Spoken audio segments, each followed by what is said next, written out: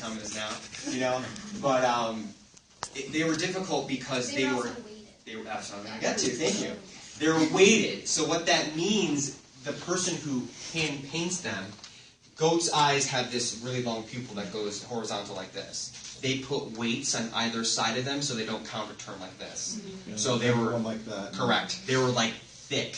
So it was like putting in like glass or something. It was crazy. When you're getting contact lenses, you really want to know where you're getting them from. I mean, I've heard horror stories. You really want to make sure you're not getting them from like some person off the street unless they are some certified, you know, person to deal with lenses. Be very careful. They're your eyes. You're supposed to see with them for the rest of your life. Get good quality contact lenses. I mean, some of you are cosplayers. You know, that's one thing. You want to make sure you're getting good contact lenses. There are so many good contact lens specialists out there. You can get the same crazy ones you got. Most of you get, you know, through your eye doctor. They do have a specific like set, which a lot of people don't know. You can actually order crazy colors from them as well, just to make it safe, so you know you're getting it from a legit place and not something on eBay or something. Just saying. And just don't sleep in them. Do not sleep in them. Oh. And always bring a case so that when you say halfway through the day you have to take them out, there's someplace to put them. Yeah. What's the difference between legit contacts and not legit contacts? Well, the quality of the contacts will depend on how much they bother you a lot of times. If they're good quality, they won't be as difficult to wear. But also, they can just, if your eyes getting irritated, you're more susceptible to infection. So that's why you want a better quality. The best contacts are the hand-painted ones. I mean, some of them look amazing. They actually you can see the stroke of the you know, the iris and all that stuff in there. It's pretty cool. There's a company called FX Eyes that you can order online. They have great contacts and they're all really good quality. I was gonna say, what should I be looking? What should I like read online or something so that I know that I'm getting something that's not gonna like I would make look my that eyes up. fall out? I would look. Yeah, you can look up any company, there'll be people talking about if they were good quality lenses or not, and if they're not, people definitely write about it, so you can find a lot of information online. Or you could wear a giant helmet and not have to. Yeah, doesn't wear it at all. One of the, if you guys watch Face Off, there are a couple glimpses in Last Looks of the models getting their contacts put in these people in these white coats. Those are the lens technicians, and one of them, I forget her name, she was awesome. She worked on all the Pirates of the Caribbeans. She worked on, not recently when I talked to her, Hansel and Gretel. I mean, some of those contact lenses the actors can't see in at all. They're blind completely. Famke Jensen, I believe is her name. She played Jean Grey in The Men in Black, and she was also in this crazy movie, Hansel and Gretel. Those blue contact lenses, similar to what she's wearing, she was blind completely. So the lens specialist was there to know when she had to take them out. They actually use a little suction cup and put it in and pop them out. It's nuts. It would make you quiver a little bit, but that's what they do. They use this little suction cup to get them in and out, or they have these little bottles that squeeze a little liquid in there to hydrate them. The contacts, especially the scleras, they will dry your eyes out really quickly, and they just feel like there's sandpaper in your eyes. And I don't freak you out, but you have to make sure you get good contact lenses. I'm scaring people right now. Because it's your eyes, especially as an artist, it's I'm not going to put something in my eyes that's going to eventually hurt me. So you just want to be very, very careful when you're using contact lenses. If it's the cheapest company you could find, it's probably cheap for a reason. Yeah. There's also 30-day lenses, 60-day lenses. Some people don't realize that when they're buying the contacts, that there's a time limit on them, and people really push it, and they get very thin, and they get very weird, and they can actually start to fall apart in your eye if you really push it too hard. That's disgusting. It's scary.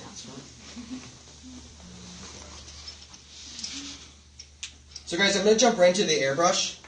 The airbrush that I'm using here is a Pache. Is anybody familiar with Pache Airbrush Company?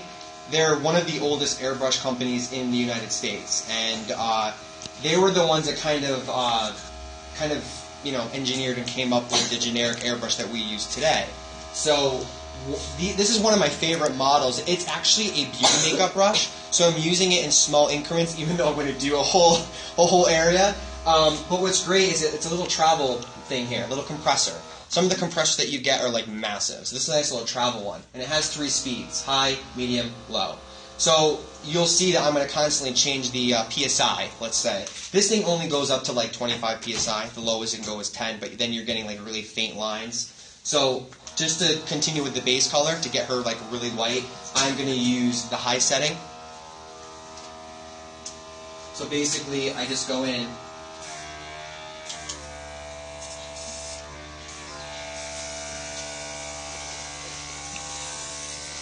And all I'm doing is just kind of painting her white. So you may not see a difference right away, but as soon as I'm done, you'll see the kind of the transition between, what was her skin and what was white. And this would have took forever if I just went in and just airbrushed her before, you know what I mean? So.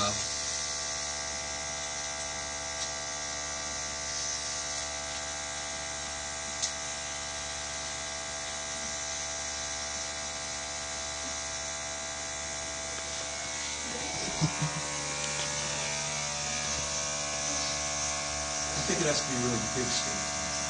What's that? So I was thinking it has to be really big steak. Oh, yeah.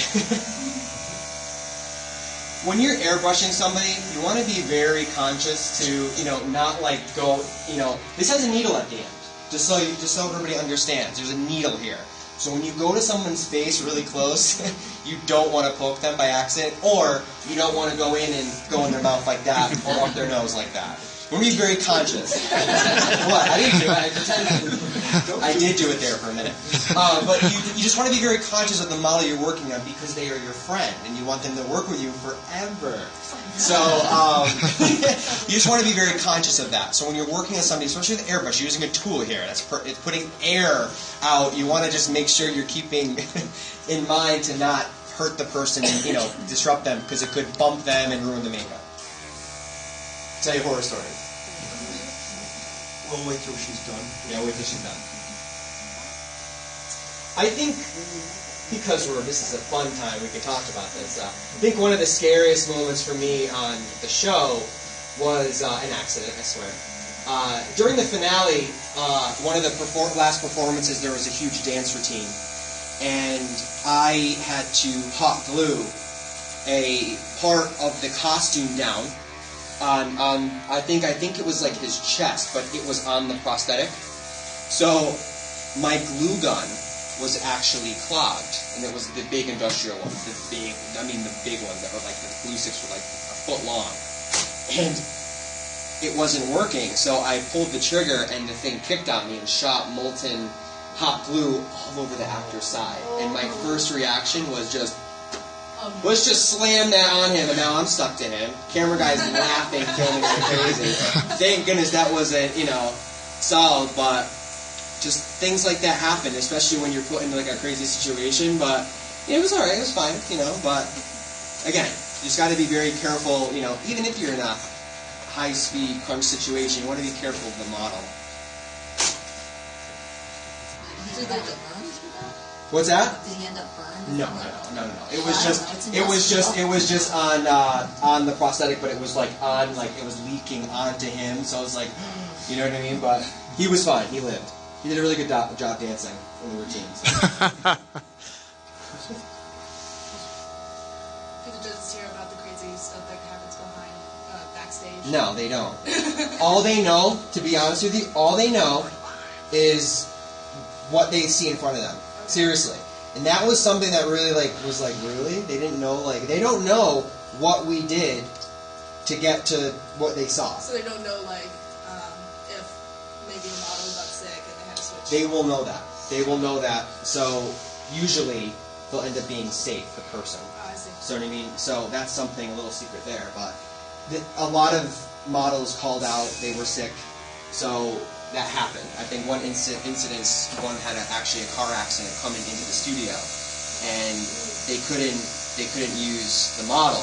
But George, who was one of my other competitors, he was so excited. Actually, I'm like, why? is because the model that he got was bigger, and he wanted to, and he was so happy because he used a bigger model to work, and it worked out for him a lot better. So sometimes it's a good thing. Did you make your work aimed at particular judges where you know you focus extra effort in some place you thought that particular judge? Yeah. My favorite judge was Neville. I really like Neville's work. He worked on all of the Avatar films, but he, as a digital artist, he still does molding, casting, and sculpting. You know, he does stuff. V does a lot of application work. She does a lot of painting. So it's like, here's Glenn. You know, he does all of the, you know, he's really good at like the challenges, the understanding. Like, did you follow the challenge correctly? That's his biggest stickler thing. That it was about the challenge. How well did you perceive and do the challenge? Where V's more about the paint. 6 grades. Yeah, correct. No, seriously, that's how he is. It's good, you know, you learn from it, but there was a couple times where like Neville was like, let's work on the anatomy a little bit, and he commented the next time I did it, your anatomy's great, I'm glad you took my, even V, same thing. One of the biggest things for her is like hair. Like the hair's wrong, you know, it's like hair laying, excuse me. And when I did my werewolf, I hand laid all that hair, and she said, this looks great, because last week it was bad. You know what I mean? Like, okay. Where'd you get your fur from? I don't know where it came from them, but there's a lot of synthetic hair that you can get. Sally's Beauty Supply, you can get some online. Crepe hair is the easiest and simplest hair ever. It comes in like a braid, and you can like open it out and kind of just glue it to the skin with either a spirit gum or a Prozade adhesive. So you can get some really realistic. That's the most, especially doing beards. That hair, crepe hair, which is the cheapest. It's like wool almost. You know, some people in my class are here today, and they took that class. Young guy over there, yeah. He actually did a beard with that same hair, and he did a really good job. And he actually looked like a little man, so it was awesome. You got to see me with a beard. Yeah, you got to see her with a beard too. She's the beard lady.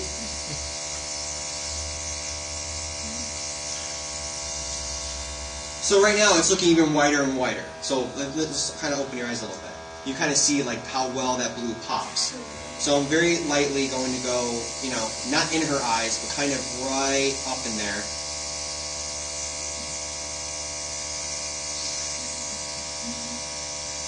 Let him ask how much you spend on that compressor, because it's really small and really quiet. What's that? How much did you spend on that compressor? So this compressor was a generous gift from Pache. Normally the set can be between, depending on the style of airbrush you get, between $200 to $250 for the whole thing. So it's actually really nice. I've had this for a couple of years now.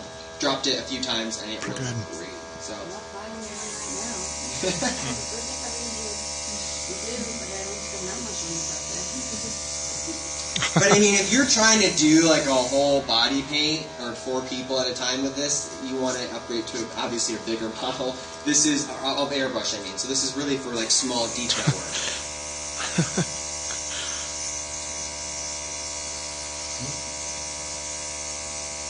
No, I have a giant 50-pound compressor for overuse paint. And I also have a small one, but I have a compressor that's a 10-pound one. But my 10-pound one is like 5 times bigger than that. You'll notice that, for example, this is behind this area. It's been stuck together. There's nothing good up here.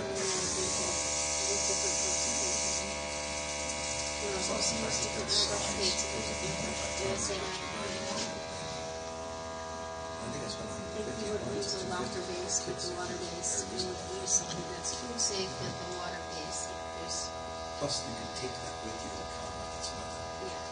You can put that in a camera.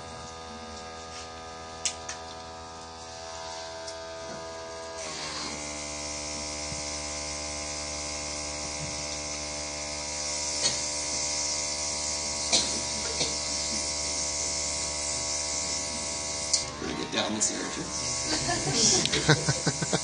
Do you ever apply makeup to yourself? Me? Yes. Yes, but I don't like it. I would totally hate it. And it's funny because those of you who came to my table, did you remember that crab character that I did? That was my face-off audition makeup I did on myself. that thing fits me. So that was difficult because, cameras are going through, so like, hey, let's see what you got. You got to do the makeup on yourself. And anybody who's had a prosthetic on that's like this far out, it's hard to, do a makeup on yourself with prosthetics, let alone beauty makeup. I mean, when you're dealing with something that's like this far off your skin, you don't sometimes know, even though you created it sometimes, you don't know like where the pressure point's going to be, when you hit something that's not you yet, kind of. So it was bizarre, but hey, I made it and I got as far as I did. I'm really excited, so. But I would say the hardest thing is creating something to do on yourself. So I give props to everybody who does their own makeup. It's just, for me, it's just like, I'd rather do it on somebody else. So I can kind of give the whole 360 without like, in the mirror like this. It's not my thing. So,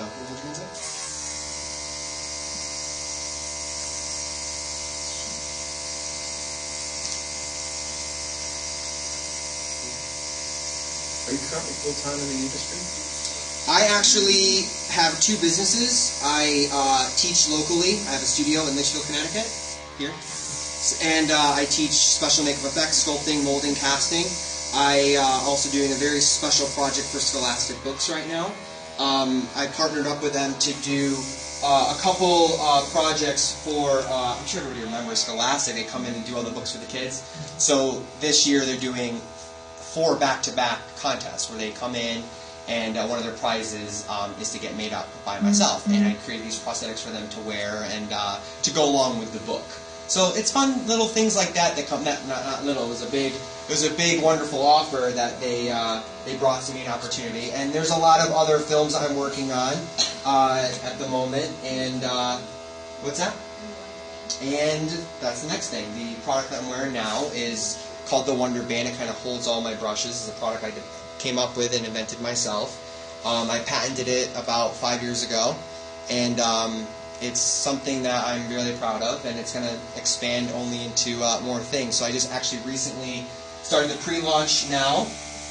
It's taken that long to kind of get manufacturing up in order and things like that, but it's ready to go. So it's not just for makeup artists. It can be used for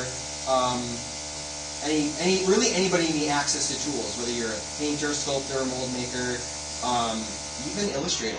People who use their stylists. Even Neville Page is like, I want one of those for my stylist. So there's a lot of uses for it, and it's just really cool. Again, something that came from your brain to come out in here, and then what can you do with it? And it's just cool. So. How much contact do you have with the producers, judges, after? How much contact do I have with them? Yeah. As far as on the show, or just now? Just now. I can Facebook them right now and see how they're doing. Yeah, I mean, when we were on the show, it was very you can't talk to them, you can't converse with them, or they just really wanted to keep things private because it's also a TV show, yeah, but it's also a competition, and that's why when we go on Face Off, they cut you off from everything. They take away your phone. You can't communicate. When I was in the show, I was there the whole time, all the way to the end. It was 3 months. Communication with my family, nothing. They really cut it off. And the surprise that we went to Japan, spoiler, those who didn't watch the season, that was crazy, because it's I gotta tell my mom and dad. They're like, you can't. So, it was nuts. So 1 season took you 3 months to film? Yeah. That was one of the questions I had. Yeah. Now, I would assume that they paid you, win or lose, you still get paid as an actor to be in the Yeah, but it was more like a stipend, So it was enough, but I mean, for me it was more just the experience and the exposure too. So, but I mean, it wasn't what you would think. You know what I mean? So, but I still had an amazing time on the show. I'm sure that being on the show offered some great opportunities. Oh, absolutely. And opened some amazing doors, but Absolutely. But I mean, one way or the other, the majority of people who go on the show lose, right? Only one person can win, so almost Correct. everyone else loses. Yeah. And they're giving up 3 months of their life. Yeah. They don't compensate you financially for that huge investment of time and effort. Wow. People give up other job opportunities to go there too. So it's a big No. I mean, I've had people talk to me about being in reality shows, and we were haggling over what the wage would be per day of being filmed, and I wondered I mean, Face Off is Sci-Fi Channel's #1 show. It's the most successful show they've ever had. It's now run for a decade or so. I was wondering what the real number comes out to. It's a good way to look at it. I'm not dissing you. Oh no, I like that. I mean, it's just like most people in reality shows. The people who were in Jersey, that Jersey show, they didn't get paid nearly anything. Yeah. I mean, they made all the because money they by look doing at it. something They else. look at it as that it's a huge marketing opportunity for you too. So, and it's opened so many doors for me. So, I mean, a lot of wonderful opportunities being here in front of you guys. Was definitely part of that. So that's kind of how I look at it as well. Exposure. It's the exposure. Yeah. So, Still be hard to give up the months. yeah. Still have to have the car payment. A job when you get back? Yeah. I'm self-employed, so. Oh, well, that's good.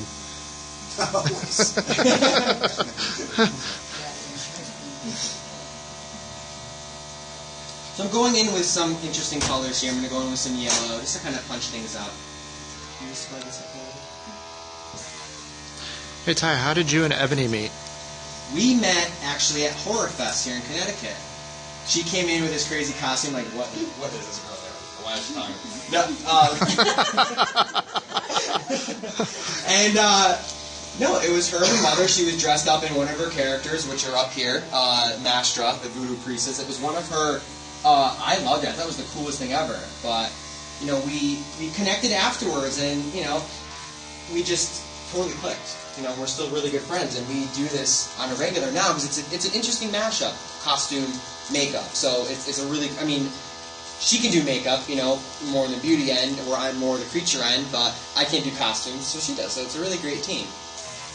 She also works with her mother a lot, who's a master seamstress as well. So, they're just a really awesome team. She's pretty, that doesn't hurt. That is true. That is true. But, produce good for business. What's the craziest thing you've ever created as far as a costume or makeup is concerned? I think it was the character that I was talking about earlier, which is the Oracle. That thing was a combination of 12 people working on it. Everything was edited. But it was not only, makeup artists. I had a really good friend in the dental field that he works for Aspen Dental, who created the teeth for the goat character that we did. And we also had somebody work on the dreadlocks, somebody working on the horns and the face. So it wasn't just me, it was a whole team of people, so it was such an awesome character. He stood, my brother was in the costume, he stood about 12, I would say, not 12, but, no, yeah, 17, I'm talking about. That would have been great. In the picture, like I said, he was about seven something with the horns and everything, and I built these custom stilts. It was such a cool character. And we took him to the International Makeup Artist Trade Show. We did a demonstration there for Krylon. It was awesome. We also went to Anime Matsurai in Texas. That was an awesome convention as well. Huge. That was fun. Ebony didn't get to go there. Well, that convention's really focused heavily on cosplay. Oh yeah, it was unbelievable. Some of the things that I saw there, it was insane. They also have a very big Lolita section there.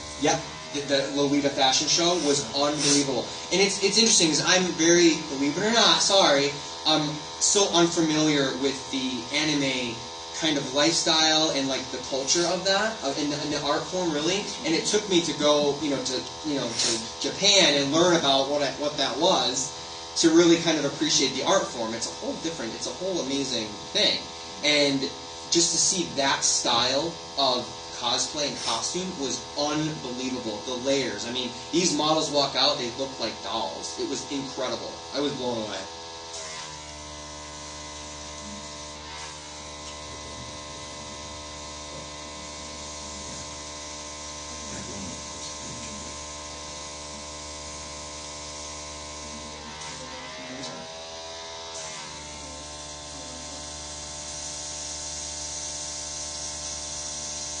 They're a really big steak. What's that? It's a really thick steak.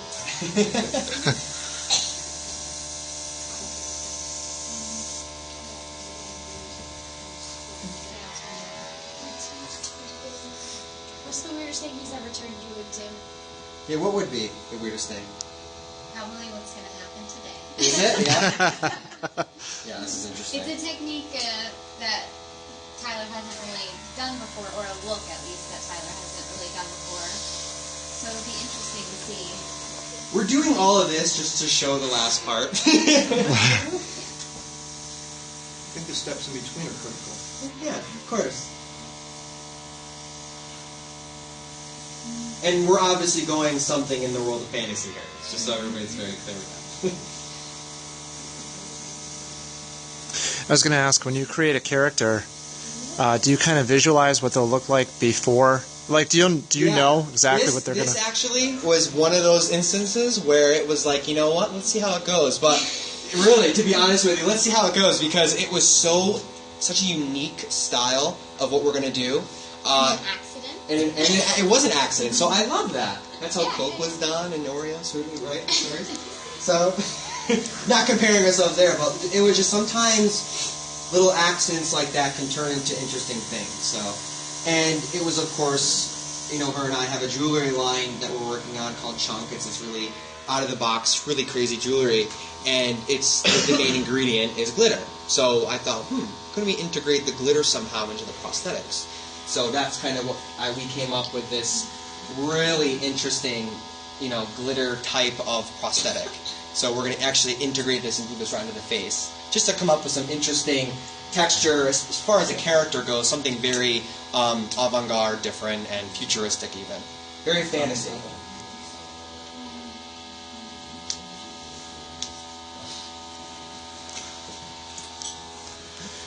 Could see you doing the main work for Kesha. Yeah. Some of the work I've seen for Miley Cyrus is pretty insane, that's for sure. And you know the artist that does some of the stuff for Miley. Yep. Anybody remember her recent dildo experience? There are kids here, Ebony. Nothing. No. I mean, it's a prop. Term for a prop.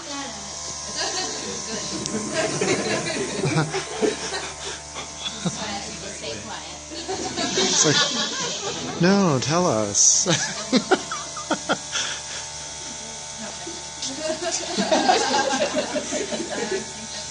Anyway, this artist makes some pretty interesting, bizarre things. I mean, he thinks outside the box too, so.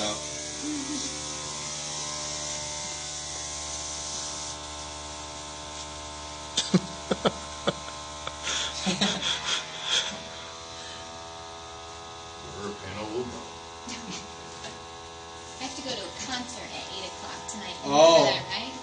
It can go on like this. What kind of concert?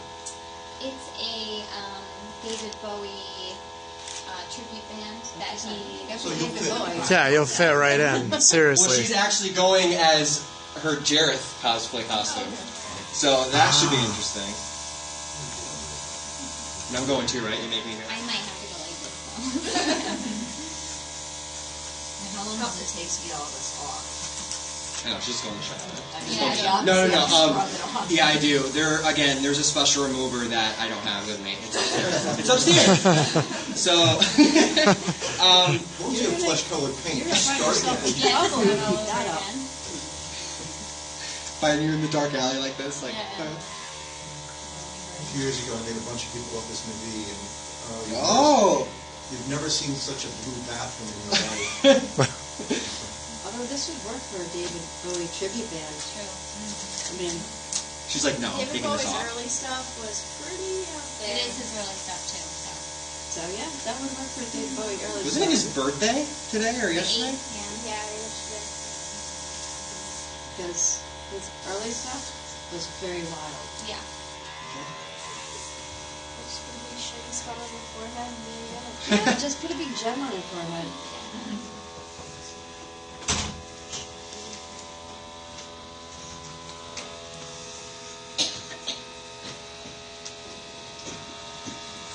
This Jareth is 1980s David Bowie, Oh, yeah. not early.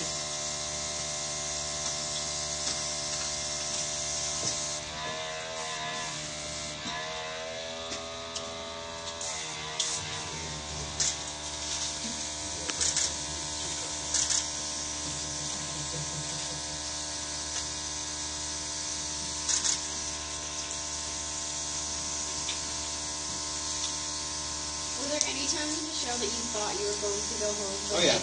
Oh yeah. What was the I- worst one? The first episode. Okay, so if anybody saw, okay, the first episode was Beauty and the Beast, inspired, character. So correct. So, love Bethany to death. Her and I came up. It was my idea to take the structure of the Taj Mahal that we picked, incorporate the physical shape of that into the character. Little did we know when we came out, V goes, that just looks like, like boobs to me. Boob thing. And I'm looking at it going like, and everyone was like, you guys have such a crazy idea. And they were on bottom, and we were like, oh boy, what did we do? We made the boob character, I liked it. I thought it was hilarious. About the nose, the cat nose. Yeah, it looks like a cat got a Tommy cat got mixed up with an ice cream cone. Yeah. It was just like, thanks, sweet. But that was the day. I thought I'm going home. But it was so clean and so well executed. And I think that's what saved me there. The next one was the anime challenge. I thought I was going to go home on the me with 4 arms. That was the character I did. But I was safe, and I was like, I didn't. The subject matter to me at the time, anime, was very slim because I didn't really know 100% how to turn yourself into some alter ego with using anime. And what they told me in Last Looks, going back to it, thinking about it, they said, you did a really good job. It was very clean makeup. However, you were an American cartoon and not a Japanese version of yourself. Okay, and that was one of the reasons why I was safe. So interesting how they kind of figure that out. So Anime started off from artists that literally worked at Disney, so yeah. We had to learn a lot of history about anime.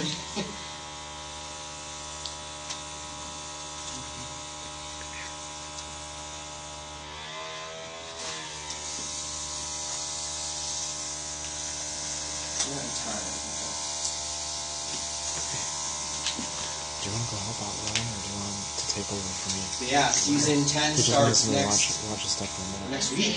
Holy cow! Yeah. He's in the main floor. now, can I Alright. say that all episodes Leave are that. finished filming Take it, prior turn it to off. the I end got of that the one going. Yes.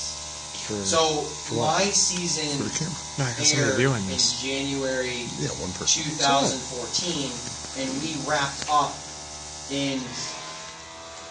Actually, we wrapped up in October 2013. So it was only a couple months they started airing it, but they were not even finished with the season at all. I mean, they were contacting me for, doing some inserts and things like that to add into the series. So, I'll be right back. Yeah. That's the casting agency. Yeah. So all those reactions Right back. you put into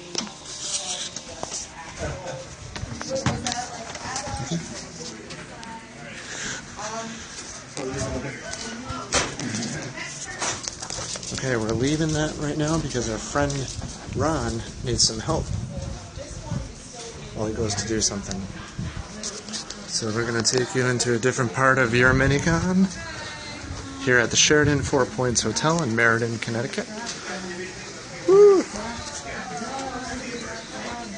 It's like canned corn.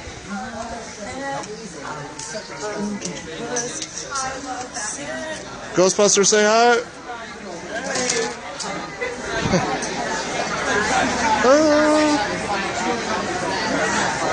You're the one whispering, Joe?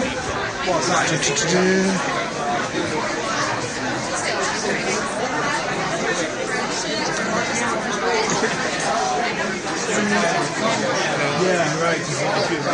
Hey everyone, it's Ron Leary. Hey, buddy. How's it going? You're live on Periscope. Periscope. Yes. Ron, tell everybody what you do. I draw. I draw lots of pictures. And they're pretty cool. Oh, look at that firefly. Cover art, heavy metal. Heavy metal. Oh, that's a cool painting too. What is that? Acrylic. That's acrylics on canvas. and it was a request by my daughter. Oh, that's cool. Yes. If I didn't trust Supergirl sooner or later, I would have got kryptonite. Have you seen the show? I love the show. Oh, the show is so good. Oh, it's awesome. It's I like how in the first episode how Dean Cain came in as her father. We love Dean Cain.